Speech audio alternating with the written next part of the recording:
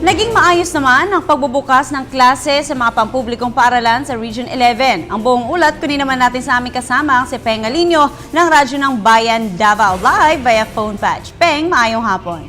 Maayong hapon, Princess. May mahigit 800,000 mga mag-aaral sa elementarya at mahigit 200,000 mga sekundarya sa buong Region 11 ay sabay-sabay na pumasok sa lahat ng pampublikong paaralan Lunes.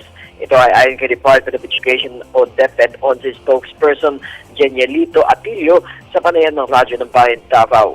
Anya, maagang nagsipasok ang mga estudyante sa lahat ng mga paaralan, maging ang ilang mga magulang sa unang baitang sa mga paaralan para maaralayan ang kanilang mga anak. Ganon din ang mga guro.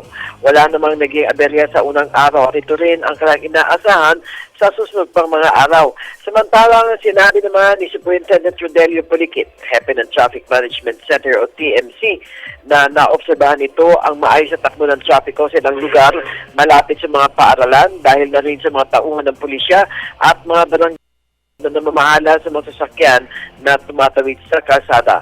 Inaasahan naman ito ang mahigpit na pagsikip ng trapiko sa susunod na linggo kung saan lahat ng mga pribadong paaralan ay magbubukas na. Nagpakalat naman naka-uniforme at naka-civilian police ang Davao City Police Office o DCPO para naman maiwasan pananamantala ng mga kriminal na bumibiktima sa mga estudyante papuntang paaralan. Sabayan ang babala ito sa mga kawatan na maghinay-hinay dahil meron silang kalalagyan at paalala sa mga mayan na mag-ingat at makipagtulungan sa mga otoridad para na rin sa kanilang kapakanan.